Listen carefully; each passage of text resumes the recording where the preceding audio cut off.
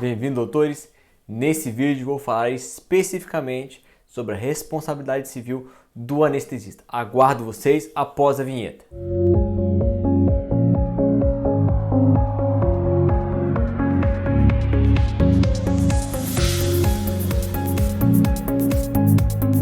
Para quem não conhece, meu nome é Thiago Mundim e eu vou deixar aqui em cima o link do vídeo em que eu conto um pouco mais sobre a minha carreira profissional, o motivo pelo qual eu criei o canal e os objetivos, até para que você tenha mais segurança a respeito das informações que eu vou passar para você. Sem mais enrolação, vamos para o vídeo. Então, sei que vão me dizer que eu estou terminando o assunto pelo começo. Deveria ter começado a abordar a atividade do anestesista por esse vídeo. Porém, acabei fazendo 2 outros vídeos específicos sobre temas ligados aos anestesistas para atender a algumas perguntas que eu recebi em inbox. O primeiro foi sobre a importância do termo de consentimento específico para o anestesista e as possíveis implicações da sua ausência, até mesmo para o cirurgião-chefe. O segundo, tratei da possibilidade de responsabilidade compartilhada ou não entre o anestesista e o cirurgião-chefe. Enfim, é hora de me redimir e preencher as lacunas. Até a década de 1950, a anestesia não constituía uma especialidade autônoma, sendo o próprio cirurgião que aplicava o anestésico. Com o aprimoramento da técnica, tornou-se uma especialidade de destaque, um pressuposto essencial às cirurgias modernas. Atualmente, a prática do ato anestésico está regulamentada pela resolução do Conselho Federal de Medicina número 2174 de 2017, que revogou a resolução 1802 de 2006. Logo, no seu artigo 1º estão previstas regras elementares que devem ser observadas pelos anestesistas para se preservar a sua responsabilidade, sendo as mais importantes: primeira, o risco da anestesia nunca deve ser superior ao risco da operação. Logo, para operações de menor importância, é desaconselhável o uso de anestesias gerais.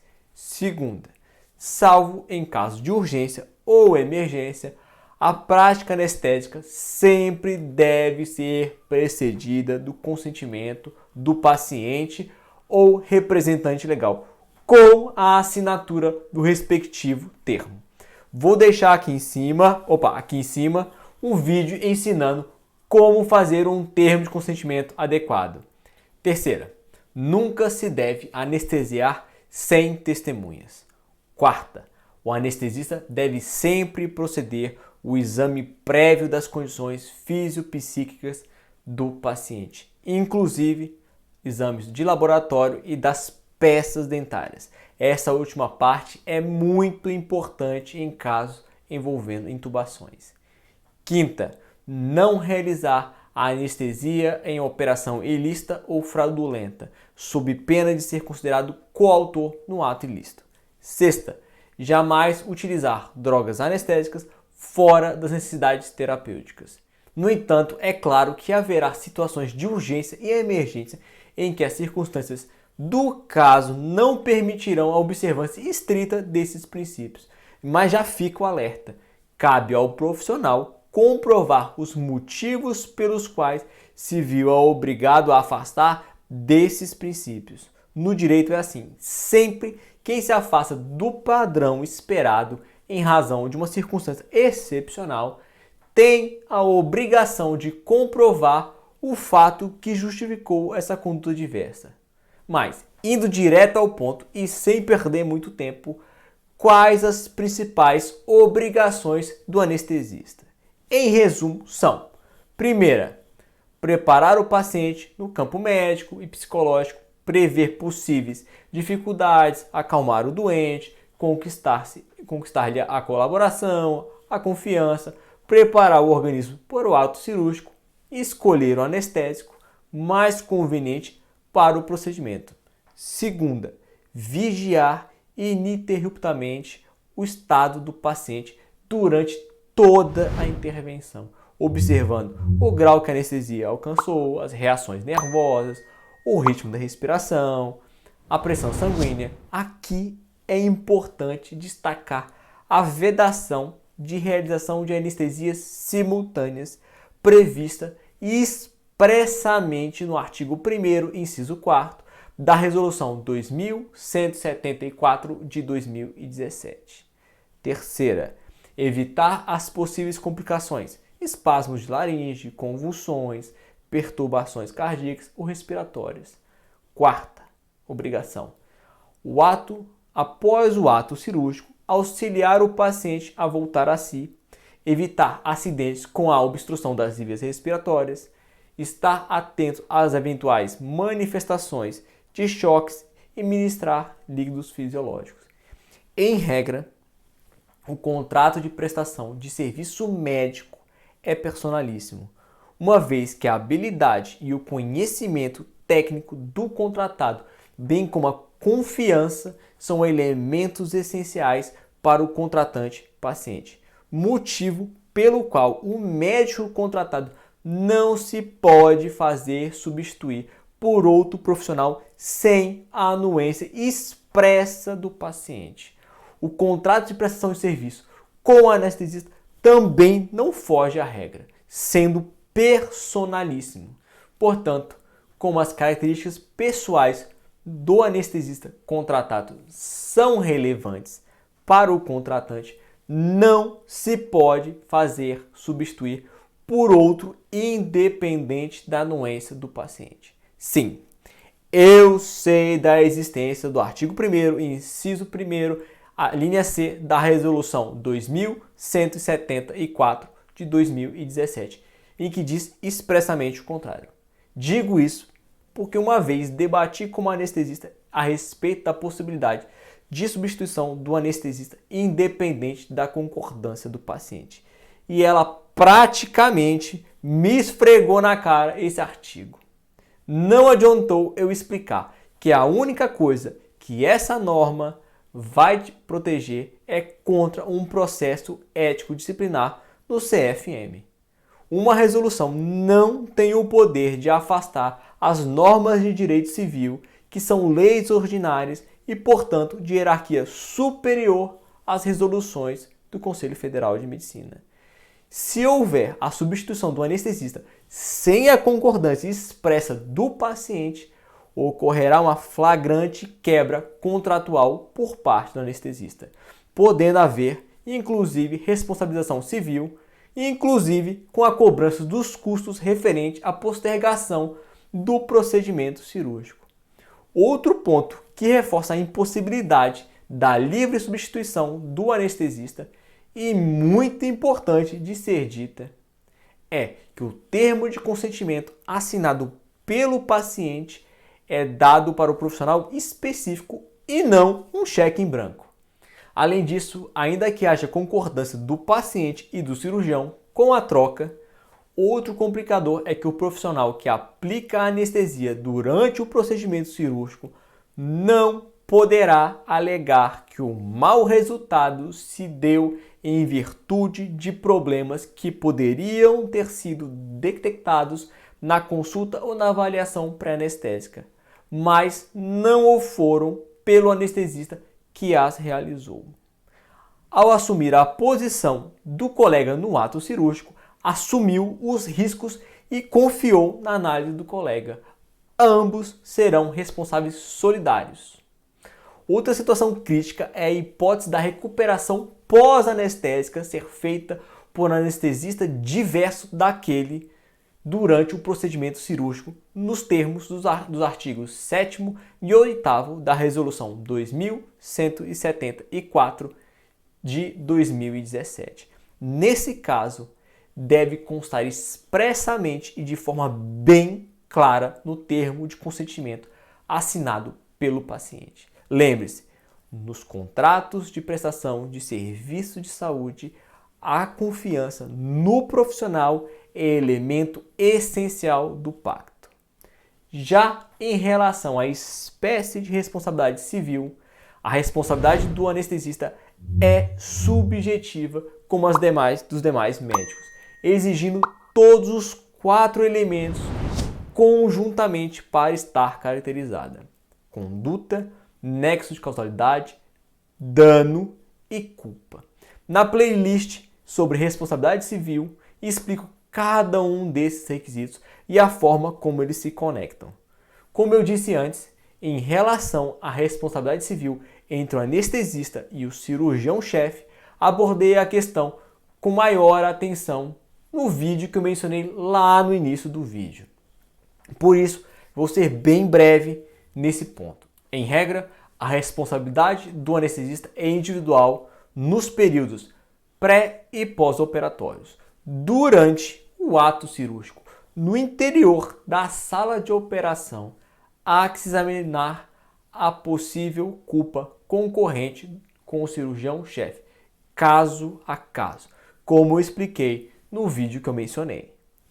Nossos tribunais têm sido bem atentos à extensão do dever de assistência do anestesista, indo desde o pré-anestésico, período pré-anestésico, até a plena recuperação do paciente dos efeitos da anestesia. Vamos lá. Superior Tribunal de Justiça. O Tribunal ACOR, com base no conjunto fático probatório dos autos, concluiu pela negligência dos profissionais médicos que não acompanharam o paciente até a sua saída do quadro anestésico, nem sequer lhe prestaram assistência imediata no momento em que sofreu complicações decorrentes da anestesia. Tribunal de Justiça de Goiás.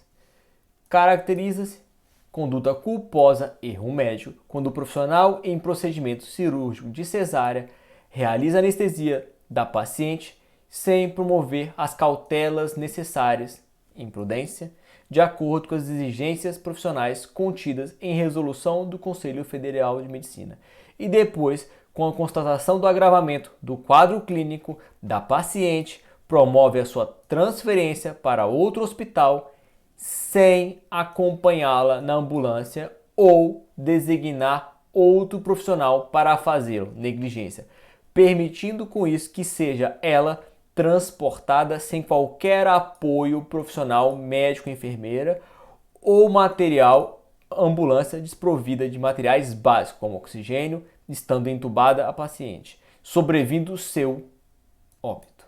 Outro debate que sempre suscita paixões é quanto à classificação da especialidade médica como obrigação de meio ou de resultado. Como o YouTube só deixa colocar até 5 vídeos aqui em cima, vou deixar aqui embaixo na descrição o link de vídeo específico sobre o tema. Durante muito tempo houve uma controvérsia nos tribunais brasileiros se a atividade do anestesista tinha natureza jurídica de uma obrigação de meio ou de resultado. Prevaleceu o entendimento que, apesar da enorme evolução da ciência médica nessa área, não foi possível afastar ou controlar toda a imprevisibilidade própria dos fármacos utilizados. Dessa forma, a posição majoritária é de considerar a atividade do anestesista como obrigação de meio, na qual se compromete a empregar todo o seu conhecimento, habilidade e experiência para a obtenção de um resultado, estado de anestesia e recuperação, porém sem se comprometer em alcançá-lo. Vamos a 2 decisões apenas para exemplificar. Tribunal de Justiça de Minas Gerais.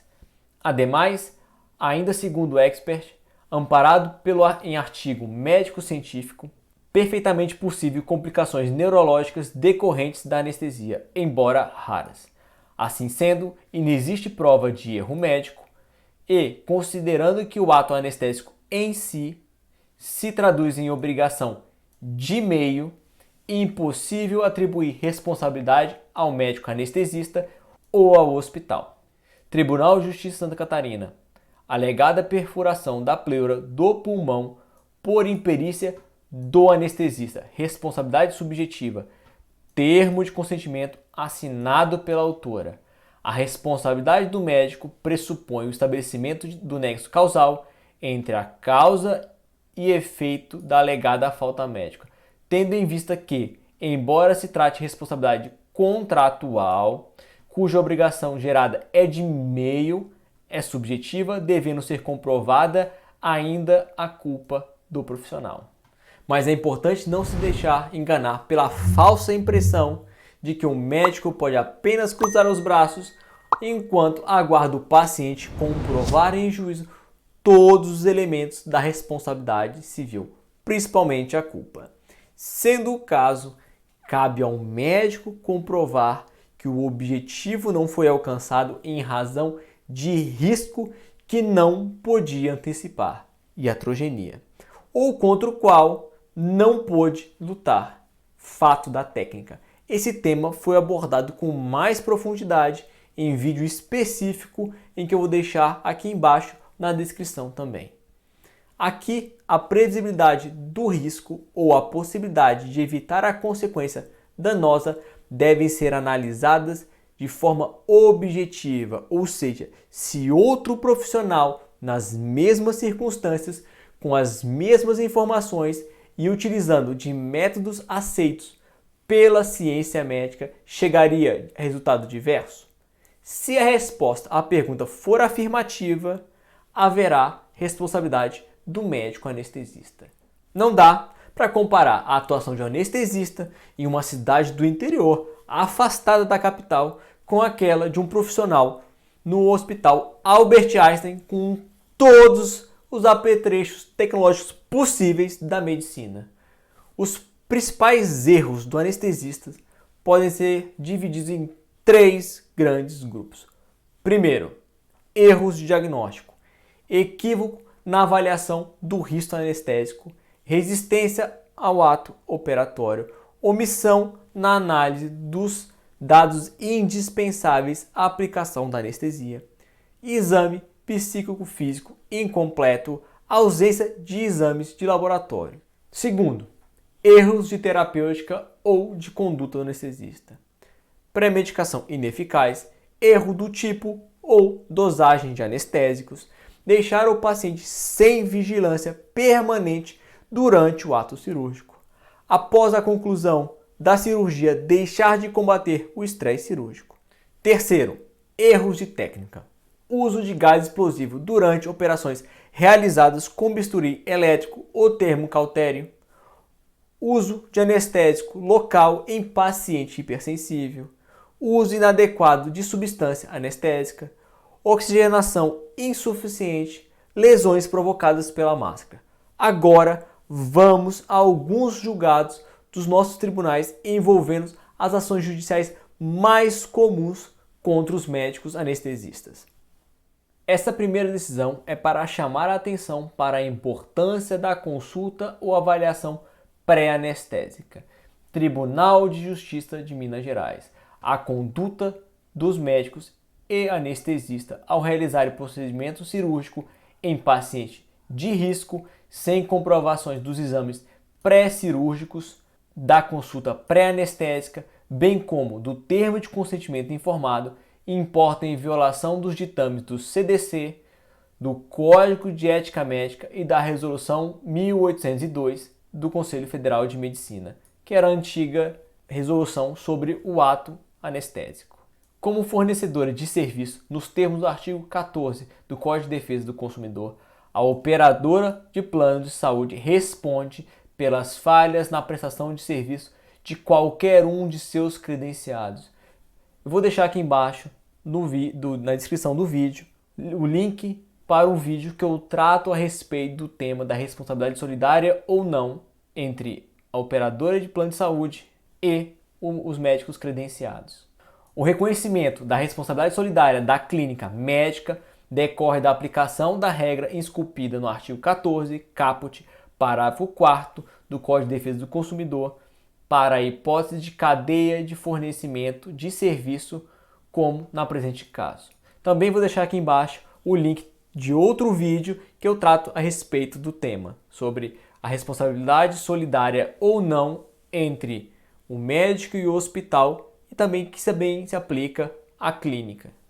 Tribunal de Justiça de Santa Catarina, apelação civil, ação de indenização por ato ilícito, com danos materiais, morais e estéticos, pensão vitalícia, erro médico, criança que ficou com paralisia cerebral e graves sequelas sensitivas, motoras e cognitivas irreversíveis após cirurgia de adenoamidolectomia. Documentos e laudo pericial comprovam que o quadro clínico do requerente tornou-se crítico no período de recuperação da anestesia. Carência de prova sobre doença cardíaca prévia. Anestesia que não realizou os exames pré-anestésicos no paciente. Falta de indicação sequer do peso da criança na ficha de avaliação anestésica. Precauções elementares contidas na resolução do Conselho Federal de Medicina ignoradas. Responsabilidade subjetiva, culpa evidenciada na modalidade negligência. Tribunal de Justiça de São Paulo. Elementos dos autos que comprovam ter havido negligência no atendimento. Médicos anestesistas que descumpriram a regra prevista no artigo 1º, inciso 4º, da Resolução 1802 de 2006 do Conselho Federal de Medicina, que proíbe a realização simultânea de anestesias em pacientes distintos pelo mesmo profissional, ainda que não haja definição, segundo prova pericial, da causa efetiva da parada cardiorrespiratória com anóxia cerebral, que vitimou a coautora, levando a estado vegetativo. Claro está que houve negligência médica com atendimento fora do protocolo clínico, havendo nexo de causalidade entre esse atendimento e a incapacidade total e permanente que acometeu a coautora, nos termos do laudo pericial. Responsabilidade configurada tanto do hospital quanto dos médicos anestesistas, aplicando-se ao caso a teoria da perda de uma chance. Outra situação muito importante que acarreta a responsabilidade solidária entre o médico anestesista e o hospital: a falta de conferência dos equipamentos. Tribunal de Justiça de Santa Catarina. Responsabilidade civil, indenização por danos moral e material. Cirurgia de postectomia em criança, súbita parada cardiorrespiratória, seguido de óbito. Segura demonstração de culpa do hospital e do médico anestesista nas modalidades negligência e imprudência, ato ilícito caracterizado.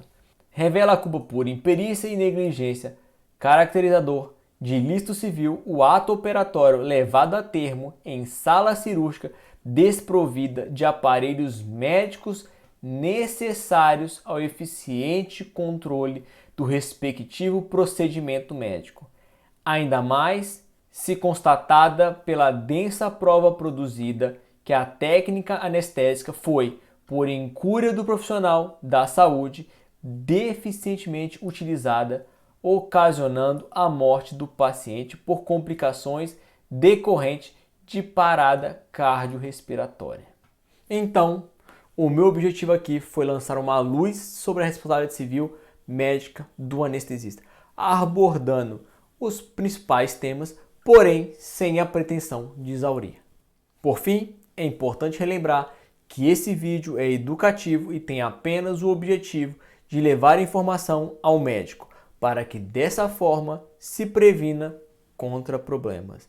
Caso surja algum, procure o seu advogado para examinar o seu caso concreto o quanto antes. No direito, prevenir também é o melhor remédio. Se esse conteúdo te auxiliou, deixa seu like, compartilhe com os demais colegas médicos. Você pode estar ajudando alguém a evitar um problema sério. Inscreva-se no canal, clica no sino aqui embaixo para receber as notificações dos próximos vídeos. Inscreva-se no Instagram, eu aviso lá sempre que eu posto aqui no YouTube. Fique à vontade para deixar nos comentários aqui embaixo a sua sugestão de novos temas. Obrigado pela audiência e até a próxima.